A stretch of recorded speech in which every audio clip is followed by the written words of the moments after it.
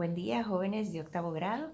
Estamos nuevamente en nuestras clases de Biblia. Hoy nos corresponden las lecciones 66 y 67, siempre con el tema que hemos comenzado para este último trimestre, los milagros de Jesús. Vamos a recordar un poquito, vamos a hacer una pequeña introducción, vamos a recordar las lecciones anteriores, cuál es la base que Jesús o que la misma palabra nos pone para los milagros que Jesús realizó. ¿Se acuerdan? Es Juan 20:31, en donde se nos explica, es uno de los pasajes donde se nos explica por qué Jesús realizó todos estos milagros. ¿Se acuerdan cuál era? Exacto, para que creyéramos que Él es Dios, que Él es el Hijo del Dios viviente. Entonces, los milagros que vamos a continuar viendo ahora también entran dentro de estos propósitos. Otra de las cosas que vamos a recordar es que en los milagros pasados estuvimos viendo cómo Jesús sí demostró su poder como el Dios único y verdadero sobre los elementos la materia, ¿verdad? Porque convirtió el agua en vino. Y también cómo Jesús, nuestro Dios, tiene poder sobre las enfermedades, porque estuvo sanando a esta mujer que estaba enferma y solo Él la pudo sanar. Entonces vamos a continuar viendo ahora dentro de estos propósitos los milagros de Jesús, y vamos a él primero en la lección 66. Si ustedes tienen ahí su libro, ábranlo y vamos a ver la alimentación de los 5,000. Vamos a estar tocando específicamente los pasajes de Mateo 14 y Juan 6. Acuérdense que estamos aprendiendo a cómo sincronizar los 4 evangelios. Entonces, este pasaje lo vamos a tocar ahora, este milagro de la multiplicación de los peces y los panes, como un ejemplo, porque no fue solo una vez que Jesús realizó este milagro. Fueron varias veces que los evangelios lo redactan, ¿verdad? Entonces, pero vamos a tomar como ejemplo estas dos citas, y el contexto que vamos a ver aquí es pues que las multitudes en estos momentos seguían a Jesús, porque ellos salían a escucharle, pero también ellos estaban esperando que Jesús los alimentara. Entonces, ellos estaban esperando que Jesús les diera algo, y muchas veces así vemos la mayoría de la gente, ¿verdad? Cómo están esperando que Dios les dé, que Dios los bendiga, que Dios les arregle la vida. Pero en Juan 6, que es uno de los pasajes paralelos que nos acompaña en esta lección, vemos que Jesús después de hacer este milagro, Jesús hace una de las declaraciones que ya estuvimos estudiando. Esa declaración en donde Él se muestra como uno de los yo soy. ¿Se recuerdan? Ese yo soy eterno. Pues aquí en Juan 6, después de hacer este milagro de la multiplicación, Jesús les dice: yo soy el pan de vida. Y entonces aquí venimos al segundo punto de esto. El primero fue el contexto, ¿verdad? ¿Qué estaba pasando? Las multitudes estaban interesadas no solo en oír a Jesús, que en ese momento su fama había estado creciendo, pero también ellos estaban esperando que Dios los alimentara. Entonces llega un momento en Juan 6 en donde Jesús les dice: no solo es el pan que comen, no solo es el pan físico, material, sino que yo soy el pan de vida. Y en Juan 6 vemos curiosamente que desde ese momento muchos dejaron de seguirle. ¿Por qué? Porque muchos que se encuentran dentro de las multitudes solo están interesados en las bendiciones que Jesús les puede dar.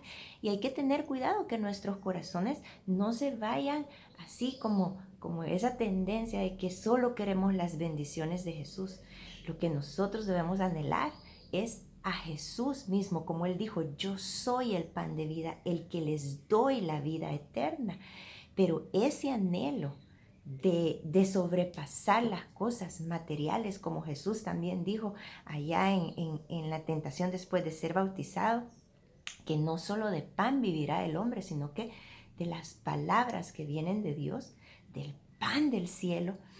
vemos que ese anhelo por Jesús es algo que solo Dios puede hacer, y eso lo encontramos en ese mismo pasaje, en Juan 6. Mira el versículo 40.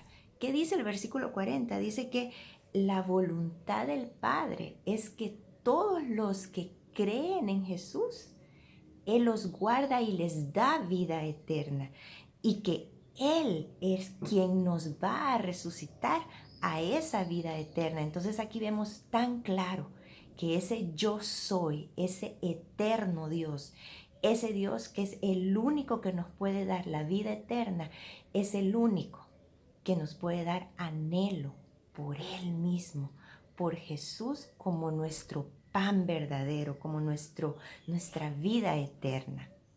Y por eso es que le rogamos y dependemos solo de Él. En los momentos en que nuestros corazones se van tras las bendiciones o nos apantallan quizás las bendiciones, que nuestro corazón pueda venir a Él y decirle: Señor, hazme desearte solo a ti.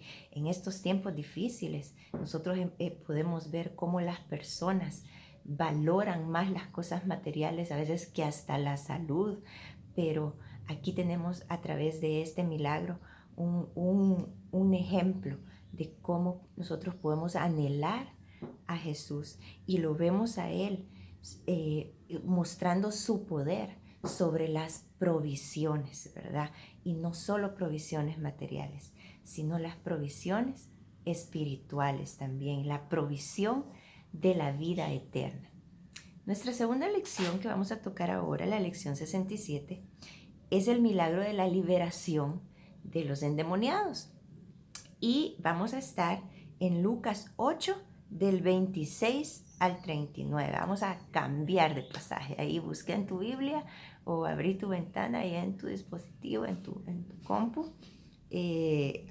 Vámonos a Lucas 8, 26, 39. Y aquí, igual que como les estaba mencionando en el milagro anterior, este es un ejemplo que vamos a tomar porque Jesús realizó muchas liberaciones. Este ejemplo del Gadareno es donde es como que lo vamos a tocar algunas cosas importantes, pero no fue el único milagro que Jesús hizo de liberación. Es más, este es un pasaje en donde otros evangelios mencionan algunas cosas, unos mencionan uno, otros mencionan otros detalles, y muchas personas que critican la Biblia lo ven esto como cosas para decir de que la Biblia se contradice o no está de acuerdo. Pero nosotros que estudiamos el Nuevo Testamento entendemos que estos son pasajes complementarios y que quizás alguno de los discípulos decidió mencionar unos factores, otros decidieron mencionar otra cosa, hablando específicamente de estos endemoniados de los gadarenos o el gadareno. Y no debemos de verlo como contradicciones, sino que tenemos que aprender a cómo sincronizar o entrelazar, complementar los relatos de los 4 evangelios. Entonces, el contexto que vamos a ver para este milagro es que Jesús estaba yendo con sus discípulos, se detuvieron en este lugar y le salió al encuentro este hombre, que dice la Biblia que estaba totalmente fuera de sí. Bueno, de hecho eran legiones, no era solo un demonio que tenía dentro, eran legiones. Y este hombre estaba sin ropa, todo greñudo, todo, me imagino, todo babeado, sin comer, tenía una fuerza que no era natural por la misma posesión que él tenía, porque el relato dice que hasta lo trataban de encadenar y él se soltaba con esa fuerza sobrenatural que tenía, porque es cierto, así como existe Dios y el reino de la luz, también existe el reino de las tinieblas. Entonces vemos cómo dentro de este contexto está este personaje que se acerca a Jesús y empieza a hablar con Jesús y hace declaraciones de que las huestes de maldad, las huestes espirituales, reconocen que Jesús es Dios Y este es uno de los pasajes en donde claramente podemos ver eso. Cómo hay humanos, cómo hay personas que se atreven a dudar de la divinidad de Jesús.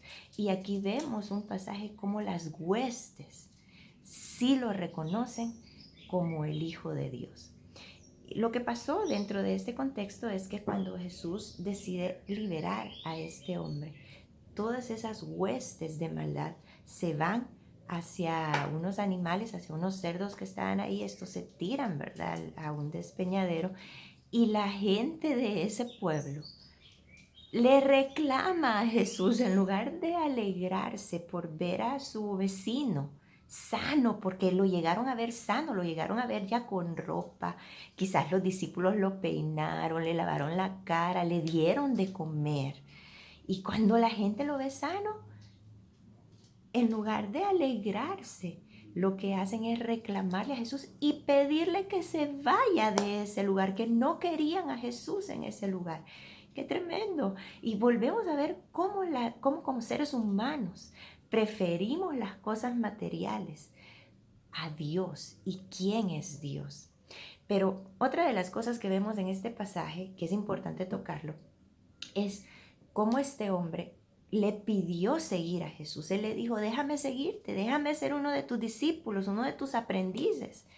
Y Jesús le dice, no, tú regresa y habla de mí, habla lo que yo he hecho en ti, porque esa transformación que él tuvo fue tan real, fue tan de un extremo a otro, que este hombre le obedeció a Jesús. Y podemos leer luego en el relato bíblico, en el relato de los evangelios, cómo él regresó a su ciudad, y a esa misma gente que había rechazado a Jesús, que le había dicho, vete de aquí, a esa misma gente, este Señor, este liberado, les predicó de Jesús. Así que vemos aquí a Jesús también con su poder sobre las huestes de maldad, sobre todas las regiones celestes. Y quiero terminar este milagro recordando el nombre de Dios. Aquí en el milagro anterior vimos al yo soy, al eterno, como el pan que nos da vida eterna. Pero aquí vemos al eterno, al yo soy, como Jehová de los ejércitos, el Señor de las huestes. Uno de los nombres de Dios en el Antiguo Testamento, en los profetas, en la ley y en los salmos, es Jehová de los ejércitos, Jehová Sabaoth, Jehová de los ejércitos, el que tiene poder sobre las huestes. Nosotros lo podemos ver ahora como Dios está en control de todo lo que está sucediendo en el mundo, todo lo que está pasando en cada nación, en cada presidente, pero no solo así en general, sino que Él está también en tu vida como el Dios de los ejércitos, el que está peleando por ti, el que tiene la victoria, el que es el vencedor. Eso fue lo que Él quiso demostrarnos con este milagro para que creamos en Él. Gloria a Dios. No te olvides de revisar los foros de esta semana, igualmente la sección de actividades en nuestra plataforma. Nos vemos en la próxima.